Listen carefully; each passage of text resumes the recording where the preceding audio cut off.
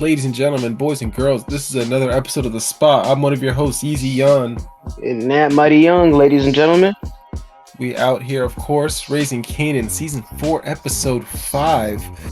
Now, it just kind of starts off what this little teaser for everybody, I guess, but at the same time, it basically starts about his background, like when he's a kid and having to leave an abusive household. You know, he saw his mom getting abused and stuff by I assume his dad, biological, but I don't think it matters. But yeah, no, they leave the house urgently, go to like a shelter, and then pretty much just transitions kind of smoothly into Sean's mom, Famous's mom, worried. So we already kind of know the theme throughout this episode is going to be Famous related, with the flashbacks and the cuts. You know what I mean? They only do that when they're trying to bring a point about something, that flashback itself. So, it has to have some relevance to today. But then basically, again, this episode with Power, it's smooth because when they get the closer they get to the end of the season, each episode just feels like it's not being rushed, but they're going through the most to getting the story done. They're wrapping it up. They're not delaying it. They're not extending it. They're pushing through the story and just going through it. So you notice that as the season gets closer to an end, you know what I mean? Like, have you remember some of the, I can't name seasons off the top of my head, but like where the last 2 episodes, maybe 3, are just jam packed with so much shit. Like just have so much going on all at once. Like extra stories, extra mini stories being thrown in that go on for like an episode and a half. It's ridiculous. So maybe we'll see some of that because Raising Kanan is of course turning out to have a lot of multiple stories built up. But Jukebox and Mara, the woman whose husband got clipped by Juke in the previous episode, they're just talking, and obviously Mara was just like, "Hey, yo, you didn't clip my husband, did you? Like, what'd you do?" And Juke's like, "Nah, but it's good he's dead, right?" You know what I mean? Like, what's the problem with it? But it's like, I feel like to a normal person who's not on TV, regular folk, just like in society or whatever, off TV, real life, they'll find that kind of sus. Like, I mean, yeah, he was abusive, but I mean, like, I'm not gonna be happy that he's dead. You know what I mean? Like, some people, I don't know. It's just like you kind of point a finger at yourself when you say stuff like that. So, Duke's Duke, though, can't get mad. That's true. That's true. Yeah. And then it is kind of on Marvin as the father. He kind of finds it unsettling. I mean, that his daughter's okay with murder, like when she's not. I mean, no, she is okay with it actually. Yeah, fuck it, she's okay with it. Even Marvin, when he's getting cleaned up, like when she's helping her with his wound, she's just like casual about the kill. Like nothing to talk about. We good. Yeah. No, definitely. Especially like with Juke, you can see like her whole attitude shifting, especially with like what you just said. Like how she wasn't shook, how Marvin tried to check up to see. Try to like fill her out. Justifying it. She's justifying the murders. Like that when she was talking with Mara in the restaurant, she was justifying it. Like, nah, wasn't me, but wasn't a problem, was it? You know what I mean? What's the problem? Like, same she's doing with Marvin. No, I'm fine. Nothing to worry about. Well, she's rash. Basically, every kill she's doing or gonna commit going forward, I assume, she's gonna rationalize in her head that this was the right thing to do. No problem with it. I don't see a problem with it. You know what I mean? And that mentality we've already seen in Power. Oof.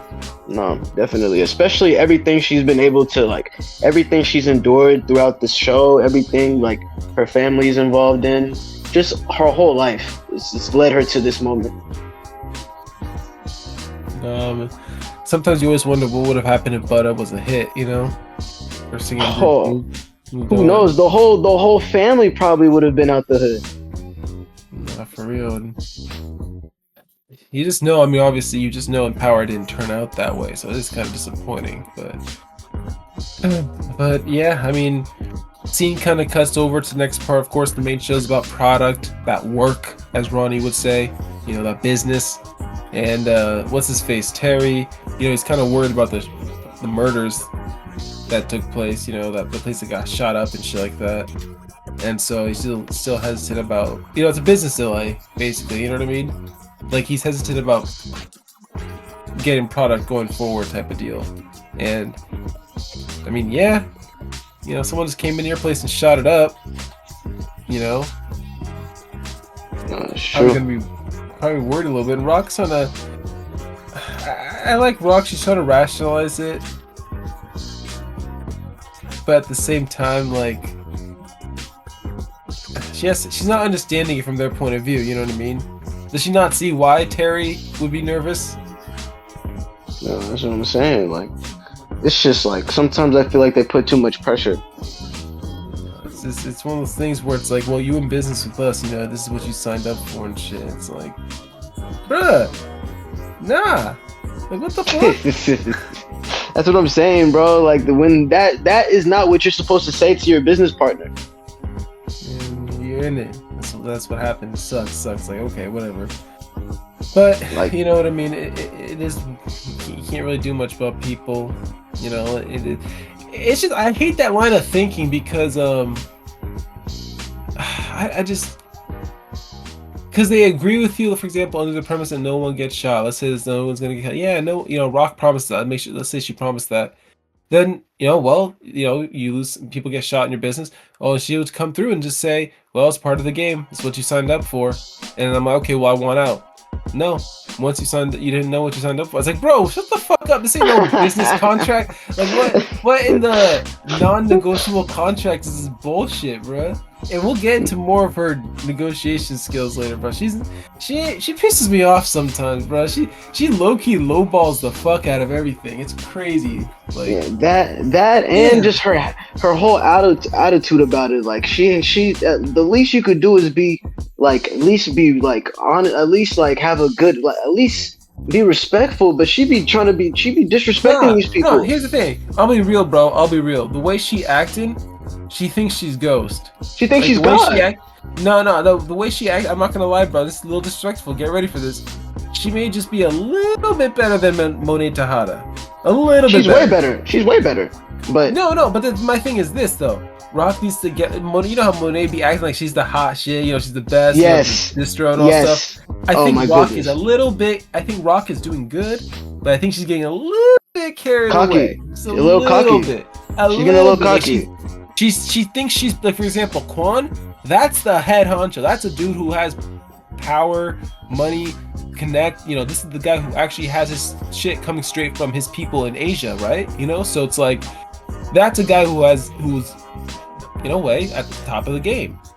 Rock is trying to be that, but she thinks she's at that point, which she's not. You know what I mean? Like, definitely not. Like, you know what I mean? And like I said, I have to put Quan up there because, yeah, shout out Quan, Stefano, and that make those guys are the people who are the people who don't need people. Does that make sense?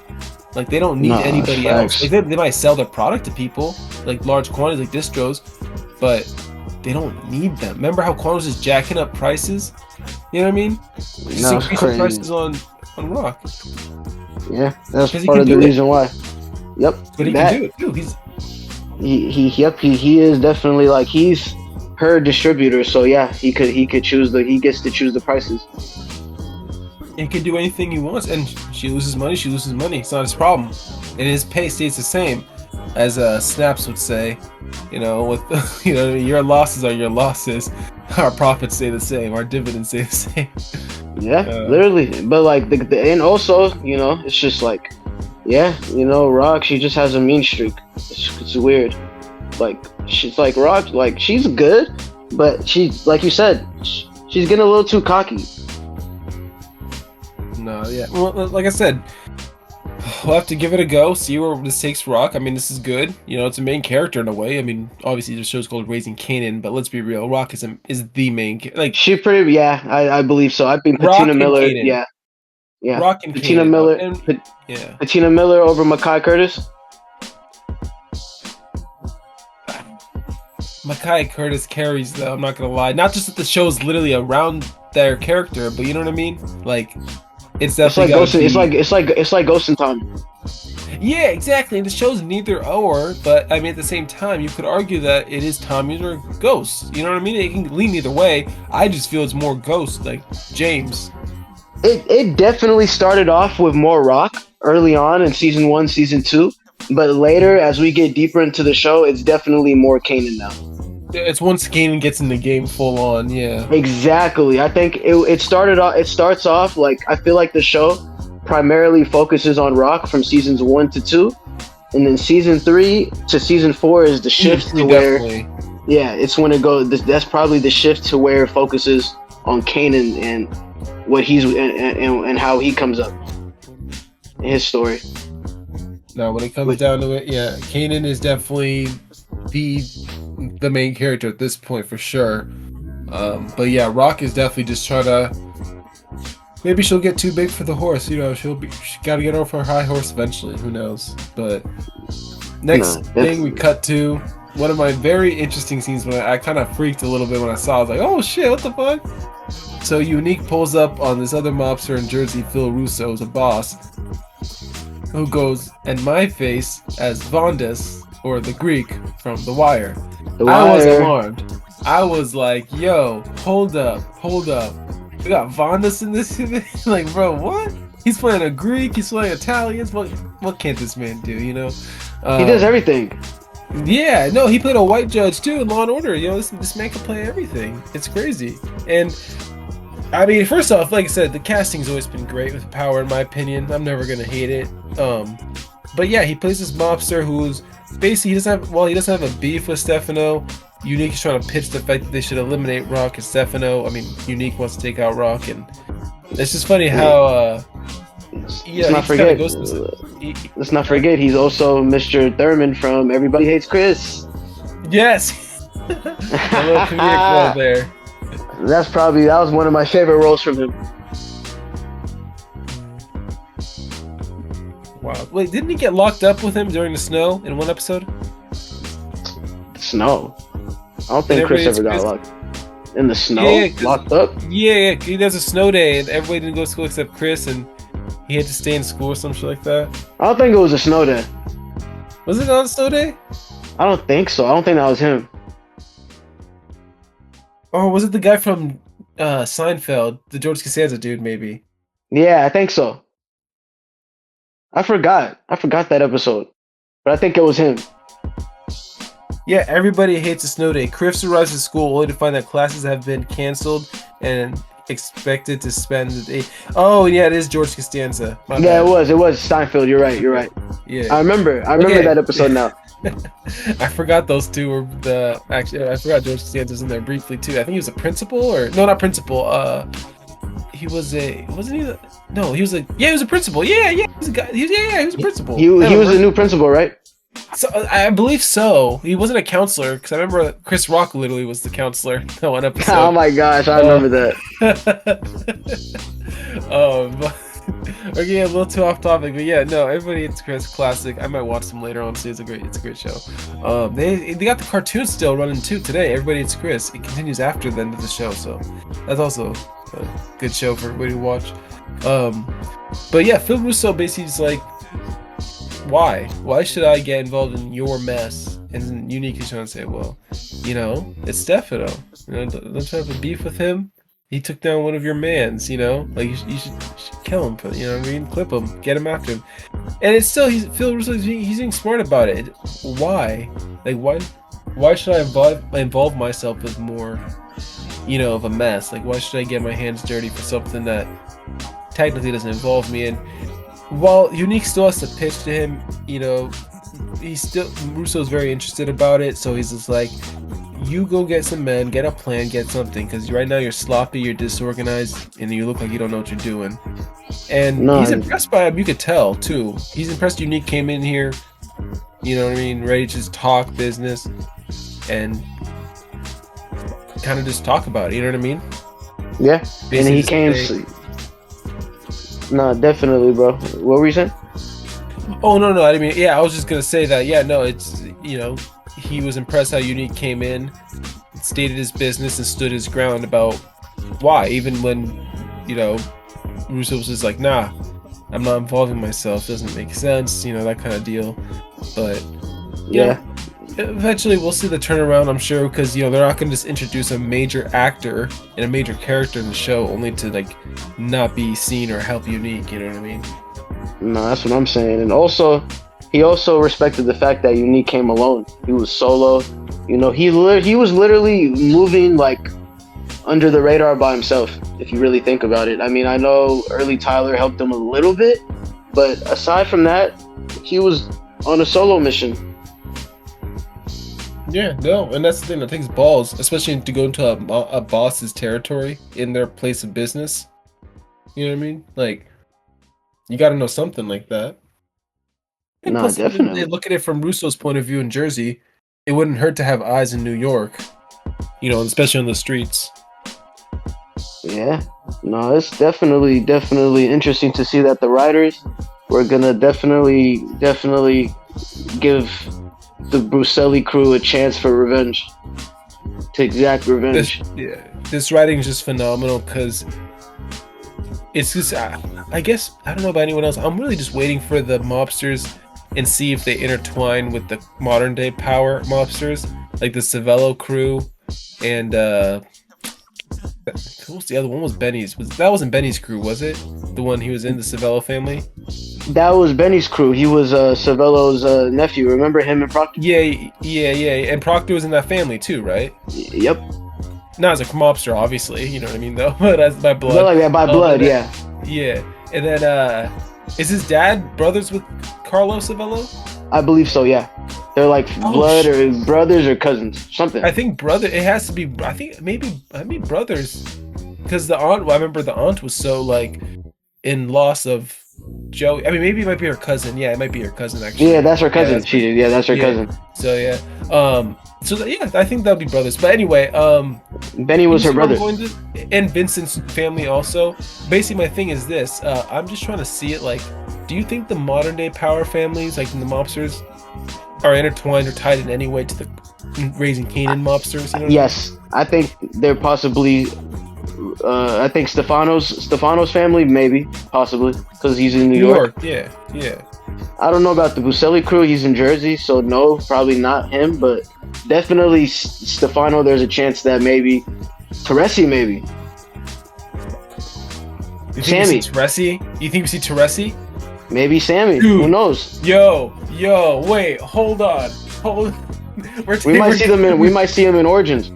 Nah, yeah, I was gonna say. Okay. You see, I was gonna say Raising Kanan, but Origins makes more sense. We could actually see fucking Teresi. Well, Teresi, how long? They don't say how long he's been in the pen, right? I mean, around the time Tommy was born. That's how long he's been locked up? Like probably a little bit after that. Yeah, remember? Okay. So Teresi wouldn't be in there per se.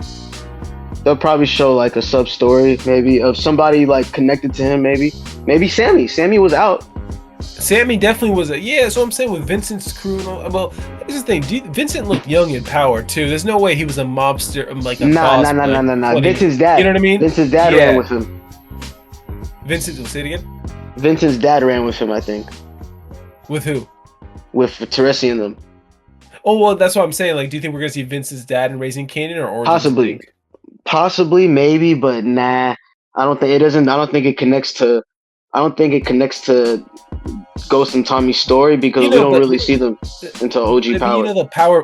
Power fans, they always like everything to connect. You know what I mean? They'll look for every little detail and every facet. Like Andre Barnes is Terry Silver's dad. Yeah. That's what I'm saying. Everybody's it's like but I think we'll see versions of them. We'll see versions of Teresi's. We'll definitely see a group. Yeah. We'll definitely see. Do you think we'll see Italians in Origins? Oh hell yeah! I think so too. It's got to be something like that. Yeah, I mean, remember that one thing? And remember when Ghost was locked up with Teresi and he needed Tommy to get some dirt on Teresi, and then they found out. I forgot the name of the person Teresi clipped, but I guess they had to have a connection. Robert Saletti. So they had to have a connection of knowing someone who's Italian to get that information. You know what I mean? I believe he got it from what's it called? Saletti. They got that from Proctor. Remember? Was it really Proctor? Oh. Yeah, Proctor was the one that told Ghost, and he told Tommy, "You guys don't really know who this guy is." And Tommy was like, "No." And then Proctor was the one that had to remind them. Like he was the one that had to tell them, like what Teresi was responsible, like his background. They didn't know his background, so like Proctor found that out for them in season 4. Oh, so Proctor knows people. So that's the thing. That's Proctor, though. You know what I mean? He didn't have to use any legal shit. He just had to talk to some Italians. You know what I mean? Like that's pretty much all you gotta do. But I mean, I don't know. I guess we'll see. We'll probably see Sammy and Raising Kanan. He might be Stefano's shooter or something like that. You never know. Possibly. You know what I mean? A young Sammy and a young Teresi. Maybe That would be crazy. Like they might be Stefano's. Remember how Stefano was talking about people who unload stuff on the docks? Like, we'll have to talk about that. But basically, he was saying like, basically, my thing is, Stefano could have had Sammy and Teresi and working together on one part of New York or something like that. I don't know. There could be a thing there. But yeah, no, we got a little off track there. But no, that would be cool. Like I said, power fans want everything to connect. They have to, otherwise it's messed up, right? No, that's facts. No, you're not lying. Like, we gotta see fucking Paz and Raising Kanan next episode type shit. No, but that'd be crazy. But Hafiz, the Afghan dude, basically he meets with Rock and basically telling her like territory. You know what I mean? Like, I'll help you out with the supply. Get you everything going, but territory is an issue, and you got to be able to keep it under control. Like, my people know about territory, and the bloodiest wars are fought in this case. And he's right. Territory is deadly. The wire corners. No, definitely. Like, territory, just having power, having control of the streets. That's definitely that's power for them. Exactly, and if you're running it, I mean, at the end of the day, you got all the corners, you got all the distribution, you got all the money, power, and muscle. Who's gonna stop you? It's just a good insight warning. I love when characters do that too. They drop these little mini shell clues, like territory is deadly to fight over. Be aware. What happened to Joaquin? What's he doing? Joaquin, I mean, we seen him a few episodes ago when he led them to Tremont. But like, what else? I mean, he's just in the cut, bro. He doesn't deal with Queens. Remember, I don't go to Queens. So I think that's why we don't see him no more. Because he doesn't deal with them niggas no more. So does he still deal though? Does he still do drugs? Like, yeah, sell drugs? I believe so. Whatever business he does, it's outside of Queens. He does not go to Queens. Yeah, he does he still work with Quan? I don't think so. I'm not sure. Oh man, so Joaquin's kind of just out. I still remember that one episode when he pulled up on Ronnie. Oh yeah, season 3, episode 9. Oh man, bro, Joaquin is someone I like because he just, besides snaps and pops, because in the back room they had those people with the guns and stick right away ready. Joaquin he just got muscle on deck. Like, he got 20 people strapped around him no matter what. You know what I mean? The restaurant, on the streets, everywhere. This man does not travel light, so bro, he's a skinny ass dude, bro. It's funny. I don't know why. I know you remember that episode, when Ronnie was waiting for Juliana in the beginning. Remember, he was with Ty Dolla $ign, and then he was a part of his little crew, and then he said, "You think we should go in and start blasting?" And then Ronnie was like, "Juliana's people are never late. Let's get the fuck out of here." As soon as he was about to go, remember, Joaquin just came out of nowhere. He just punked him. And then he said, "Who's this nigga?" "This is the nigga that's gonna tell us we're out of business." Well, Ronnie was hella funny. Ronnie. Good times. But, basically, yeah, no, Rock's just gotta watch out. It's a foreshadowing for territory and people coming after her and her spot. Facts. The Joyce Thomas, of course, the Rock's mom, Marvin's mom, etc. Basically wants Marvin the killer. Can we say that on the air? I don't think we can say that. We're gonna say unalive. Unalive. Well, it's already out there now. She wants Marvin to unalive her. Fixing her with morphine overdose type thing. Obviously, Marvin's like, nah. What? He's like, I'm gonna go fill up your water. I don't even know what to do in that situation, bro. He did the right thing. He got the fuck out. What do you do? The hell? Where do you look? Where do you stand in that room? That's one of the most uncomfortable situations to ever be in, ever in your life. Own mom says, your mom says to kill you. Your mom says, kill me now. I want you to overdose me. Bro, what? I'm gonna go to jail? It's not even just the fact. Bro, what? That's what I'm saying. Uh, It's like, what? How do you expect people to live after that? Like, even like you may be like, maybe it's so you don't live no more, but do you know the effect? Like, they don't understand the effect it's gonna have on the next person. wow, man. It's like, and especially her own son, man. Joyce can go eat a fat one. I don't fucking know. But then we see little OC, literally like little dude, the numbers man, Kanan. Small guy, small guy. Oh man, fucking Gary Coleman up in this bitch. But he's just walking down the street, and tinted windows pull up. Car, it's unique. OC gets in, and this man's funny as fuck. But I love how they added him like the comedic relief a little bit. This man's like got these allergies. He's like, I think it's the mold or something. He's like, nigga, I will blow your fucking brains out. Start talking. That was like, hella funny. Oh, man. This guy, he was like, what? No, he's always sniffing his nose and messing with his allergies. So he's like, the allergies, you know, around here, something like that. I don't know what it is. He's always trying to sniff a little bit. It's funny. He's got something. Bro, I don't know. What's up with that guy, bro? Is he sniffing product, bro? What is he doing? I mean, the way I look at it, remember, does Kanan do the math, or is it him who does the math? Or, you know what I mean? Does Kanan verify the money? Like the powder? Like, is he hit? You know what I mean? Like, is he using off the top without Kanan noticing? Because this guy does the numbers. That's what I'm saying. It's possible, and like the fact that he's working with Unique behind Kanan's back instead of, because we knew he had to have worked out some kind of deal for Unique to let him go. Otherwise, Unique would have smoked him right there. No, yeah. The thing is, my thinking is, Unique gave him the opportunity to live. That's crazy. But at the same time, it's like, oh man, I don't know. Maybe Unique threw him a brick of money or something like that. I don't know. Yeah. It's just crazy how like Unique is just really keeping tabs on Kanan through OC.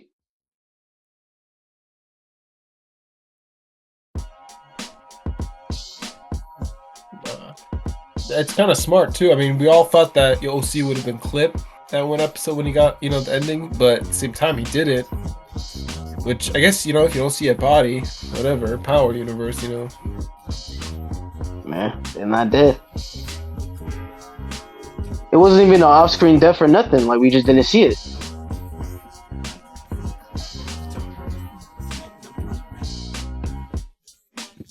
I was hitting the geek bar there. Cola slush flavored, really good. It tastes like a iced Coca-Cola. Hey. But yeah, OC definitely got a bullet coming to him. It's just gonna be interesting how, like, next to Reyna, we are gonna have another child shot on the screen. Basically. I'm dead. Like, oh my goodness. I don't know. There might have to be a super graphic warning, like possible. You know what I mean? It's like, damn. But nah, yeah. It's just kind of, OC's definitely got something coming to him. You know, we know people in power. You know, I mean, they don't get to live like that. You know, you don't get to be a snitch like that and live. Snake ass Dre almost got me though. I swear to God, I thought this guy was gonna make it. But then when he got pulled over at the gas station, bro, that was crazy timing. I'm not gonna lie. And Dre got, oh my God. That was crazy. Like, it teaches you that you will not always get away. You know, and Dre was top tier snitch, top tier viper. Crazy. Oh my goodness. No, that guy was, started off, his character wasn't always like that too. It's crazy how it just changed. Yeah. He was down with the work. He was down with the game. And then like he's like, let me settle into something more legit. You know, he was doing that stuff. Then he was trying to go behind James's back and Tommy's back and Kanan's back. Ghost ain't never did a thing to him. Tommy ain't never did a thing to him. I don't understand. Bro, it's just so crazy. And it's like, this guy was literally James's protege. Like, he was under his wing. He had the keys, bro. He had the keys. He was walking around with James in that suit, you know. They're both looking like club owners, you know. Like, he was learning the game. It's just, Ghost tried to school him the best he could. He couldn't. That's what I'm saying. Ghost tried to give him so much game, bro. He tried to give him, like, out of everybody in the show, I feel like he tried to help Dre and Tariq the most, in my opinion. He didn't want them to be like Kanan. Like, he did the most for them, bro, and it just didn't work. It got thrown back in his face. Yeah, I mean, they're both schooled by Kanan, and Ghost just. That's the thing. I think we're gonna see more about Kanan's ruthlessness in raising Kanan going forward, as well as Origins, as to how Ghost is just, does not see Kanan as the best figure for people in life. You know what I mean? That's what I'm saying. We're gonna see how Kanan becomes like very sinister. Like, give us Kanan from Power in Raising Kanan, but we gotta wait for that. They're giving us teases. They're giving us little glimpses of it. You know what I mean? But they're not going full on Kanan mode. You know what I mean? Yeah, same with Juke. But yeah, I mean, it's a little sad to think too if you think about it. I mean, let's be real. Based on Power, based on how everything's set up, we may never know. I feel like just everyone in Raising Kanan is dead. Everybody. That's what it feels like. Because I think, you see from Kanan's perspective why he's so angry all the time. He's got nobody left from his time. Like, Jukebox was probably the last person he had left. And remember when he clips her and he's just like stupid bitch, why you gotta go run your mouth like that? He's probably just saying that angrily because not only did he shoot his cousin, but he just shot the last person he had connected to the 90s, when he was more probably, you know what I mean? So we just know that at this point in Raising Kanan, probably not in Raising Kanan, probably by the end of Raising Kanan, the show, not this season but the show itself, probably that's when we see Kanan finally realize he has nobody left except Juke, who just probably leaves to DC or some shit, and then he's got Kanan and Tommy. You know what I mean? Or Kanan and Tommy, or Ghost and Tommy. So yeah, I don't know. Like, that's just how I've seen it. Kind of. That's why we have this angry Kanan in modern day Power, because if you got nobody left with you and your family, from back in your time, Marvin, Lou, Rock, now Juke, everyone's gone. What the fuck, If Fame, especially if Fame of all people, like. Yeah, bro. It would make sense for Kanan not to have anybody but Juke, like where we were in the OG Power. It would make a lot of sense for sure. No, that just gives you a sign that, I think everyone's gonna be clipped by the end of Raising Kanan. I'm talking Steph, by the end of Origins. You see, that's the thing. I can see the Raising Kanan characters going into Origins. That's gonna be kind of some weird, of them. Actually. Yeah. Some of them, not all of them, but some of them I feel like will make it to Origins. Yeah. I think Lou has a strong chance. Oh, Lou for sure. He might be Uncle Gabe in Power. You never know. Nah. But he might have something to do with that jazz spot.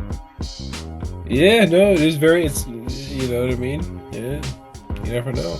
And Ghost just knows the spot, you know what I mean? That's true. That's what I'm saying. Like, he might be, I hope. That'll be good for him if he makes it to Origins. That'd be good for his character. Yeah, just be a bar owner or something. Yeah, it would be good to see. It would be good to see Lou. But Rock, we don't know, huh? It's 50-50. We don't. But speaking of Rock, Pernessa pulls up on Rock because she's like, yo, why are you dropping these bands of money in my house? Like, I don't need this money. Like, Rock's like, huh? That ain't me. And plus, who's gonna be complaining about getting free money?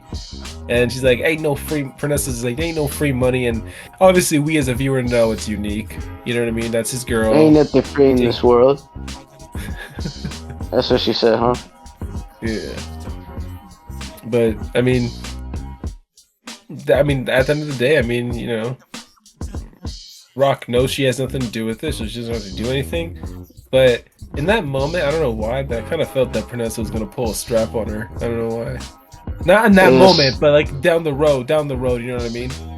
Like again? Like, well, I mean, just to get, you know what I mean? Just to kind of, I don't know, if something else happens to her, because I feel like we're not gonna see the last of Pernessa, you know what I mean? It'll have more to do with unique storyline now that, if we do see Pernessa, it'll probably have to do something with unique. Yeah, I mean, here's the thing. I think she's done with the story. If I'm being upfront. Well, because I know she's tied to Unique, who's this main character. I just don't think we're gonna see her as frequently as we did. We're still gonna see her though, every now and then. Yeah. I think it's gonna be one. You know, I wouldn't mind seeing her once and ever again, but I don't think she contributes to the plot. It's besides Unique's character, like you said, just dropping off money, taking care of. Maybe that's gonna be his weak point in one case. Who knows? Yeah, that's true. It's facts. But never know. In that case, this next scene, man.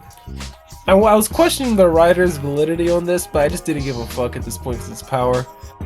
Terry just gets clipped by Marvin, and the reasoning for it, Terry's spouting off like, I don't care about divorce, I am not worried. Like, I'm not worried about prison, jail, but I am gonna call the police on you. I'm going to tell them what you and your sister are doing. And Marvin, smooth as hell, first off, he's like, you don't know what you're saying, you don't know what you're fucking saying right now, Terry. Like, I got nothing to lose, you can't do it. He's just, then he turns around and Marvin is empties like 5 bullets and just shoots him. It's like, what did Terry think? Bro, that's what I'm saying. Terry, I honestly thought Terry was gonna hang tough, man.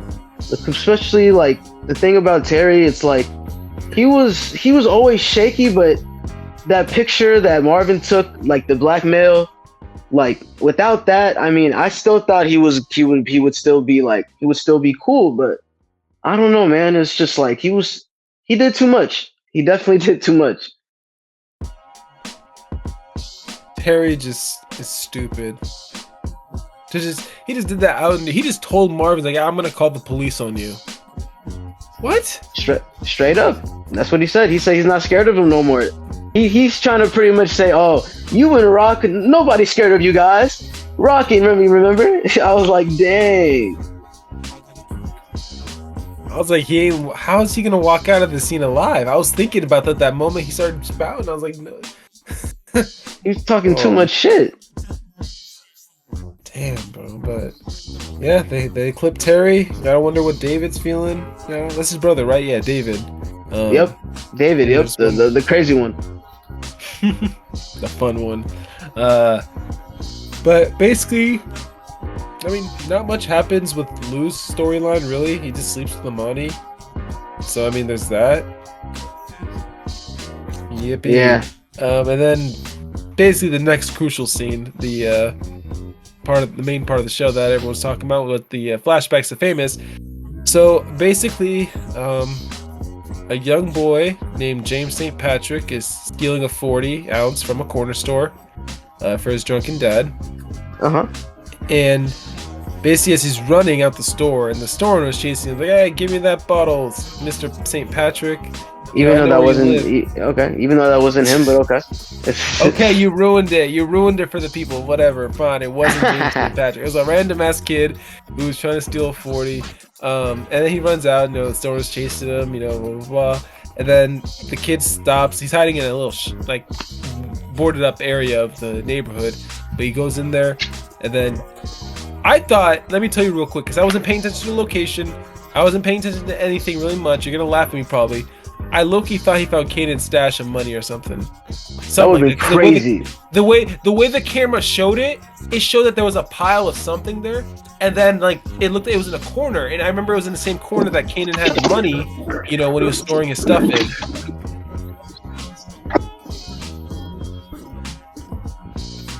Did something just happen? No. Okay, I just heard a lot of distortion. Yeah, but no, basically I thought that Kanan's money was found because it's in the same spot and corner and everything like that.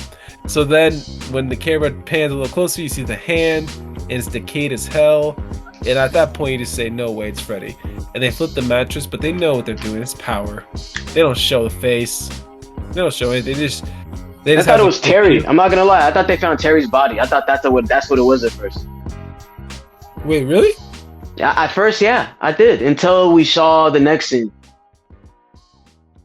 Okay, fair enough. I was just saying that Terry, I mean, that would have been quick. I guess, I don't know. I wouldn't really think like, I mean, I see where you're going with that, yeah. Because it was right after, essentially, but I don't know. I guess for me, you know what I mean. The arm looked decayed from the shot already. Like when I saw, I was like, oh. So that's why I was kind of like, yeah. But yeah. Then basically, yeah, we go to the next scene, and basically, two things kind of concurrently happen. One, you know, Famous's mom has to go to the store. Not store. What the fuck? Sorry, my Uber Eats thing just popped up on my phone. She went to Petco. She went to visit Garcia at the infirmary. Corners. Yeah, the or was it the corner? Like, the corner? It's like the corners. Yeah, the corners. Yeah, the corner. Yep. Thing. Yeah, and basically they go to check the medical, and you know, Garcia's kind of like, hey, we haven't verified dental records yet to know it's him, but here's what was found. Bear with me. And I guess he's warning her, and she sees it. And the camera shot does something again smart. As the coroner lifts the thing off the body, the camera goes into the reflection of the mirror, and we think we're gonna see the body's face, but it shows Miss Figueroa's face, you know, Famous's mom. So she's just shocked in horror. So we can assume in some way that she just recognizes him, and it is him. So we, you know what I mean? I guess they're gonna have to leave dental records. You never know. Maybe they wouldn't just say that. Maybe it's just a red herring. Who knows? But it'd be kind of crazy for them to kind of go that far and be like, "Oh, dental records came. It's not him." But you know, because to be fair, I don't know. We don't know what the body looked like, so we can't say anything. But whatever. Maybe it's just a little diversion. But also Joyce, you know, Grandma Thomas, patriarchy so far, gets mad that Marvin won't kill her, and it's all this sad music playing in the background. It's like, Marvin, okay. sorry. Marvin, sorry. Marvin, sorry. just berating him. It's so sad.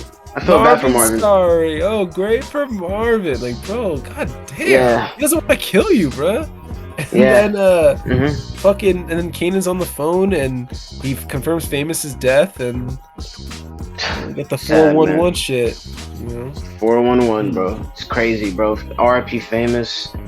Kanan is fucked up. He's not. He's. You heard 50 on the narration. You heard OG Kanan. Leave him alone. What you want me to say? Like, yeah, he ain't in the game. You want me to say something like he's not in the game? He deserved this? Fuck that. He's my best friend. You only get one best friend in life. Yep. Yeah, and mine's gone. And that's the best phrasing ever. Like, you know what I mean? Kanan knew that Fame wasn't in the game, but that's just someone he could chat up with, talk about anything with. You know, I think Figueroa, Sean's mom said it. Like, they knew each other since like kindergarten or something like that. Like, so, you know what I mean? So what if he's not in the game? You know what I mean? At the end of the day, that's just your homeboy. That's someone you grew up with playing ball or watching TV, doing whatever. You know, I can't really get mad about that. Yeah, no, that's what I'm saying, bro. It's a sick situation. Sick. But that wraps it up, folks. Of course, we're going to go ahead and wrap this up and conclude with Season 4, Episode 5, Raising Kanan discussion on the spot. And then we're going to go ahead and move on to Season 4, Episode 6. We'll catch you out later in the next episode. Peace. Peace. RIP Famous. Yeet.